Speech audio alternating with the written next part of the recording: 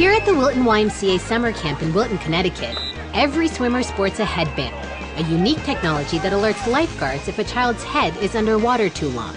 This headband may look a little funny, but it's making this swimming hole in Wilton, Connecticut one of the safest in the country. For Yahoo News and the Future Is Now, I'm Sheila Dharmarajan.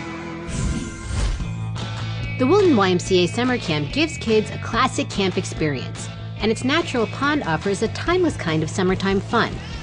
But the vigilance needed to keep inexperienced swimmers safe is a never-ending issue, says Camp Director Aaron Britton. The waterfronts that we supervise keep me up at night because we have our outdoor pond, our outdoor pool, our splash pool, and our indoor pool. And we cycle through almost 500 kids per week through all of those areas. To keep its swimmers safe, the Wilton Y employs a legion of lifeguards, its main line of defense. But believing you can never be too careful, they've also installed a $30,000 Wahoo swim monitoring system, the first one in use anywhere in the United States. In 2006, tragedy struck a local Connecticut swimming hole. A 9-year-old boy nearly drowned and was permanently injured. Wahoo co-founder Dave Cutler and his partners believe their swim monitoring technology can prevent tragedies like these in the future. What inspired you to develop this technology?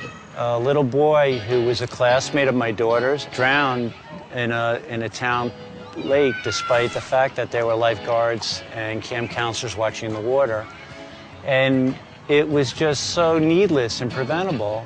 And we started thinking there's got to be a way to use technology to prevent something like this from happening to another family. How does the technology work? So kids wear a headband around their head, which we refer to it as the bike helmet for swimming. And it has two sensors on both sides with a microprocessor computer in the middle.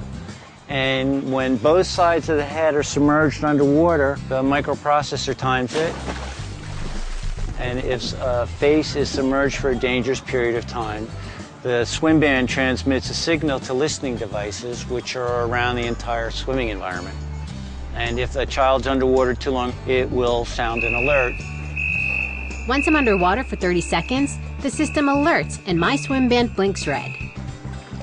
See, it's really that simple. A swimmer stays underwater too long, their swim band sends a signal, and these devices up here called swim monitor units, they flash to let the lifeguards know. Yeah, and you know, I have to say, I didn't even feel the swim band on me the entire time. Yeah, it's pretty easy to wear. The Wahoo system can work in a clear swimming pool or a natural pond, where visibility in the water is a huge concern. That's one of the biggest challenges we have at camp is in the dark water. It's difficult to see to the bottom, so this is just another aid for the lifeguards who may not notice somebody at the bottom of the water. Wahoo alert towers connected to underground sensors surround the pond swimming area, ready to alert if a swimmer's head is under too long. That's when lifeguards would spring into action, as in this emergency drill. Do you ever envision a scenario where there's going to be no lifeguards and all pools will be run by technology like this? You know what, I don't think so. I really think that the human element has to be a part of this because the lifeguards are trained to foresee emergencies where the technology tells you when one is happening. And if they do miss it, which we haven't had, that this technology aids in taking care of that emergency.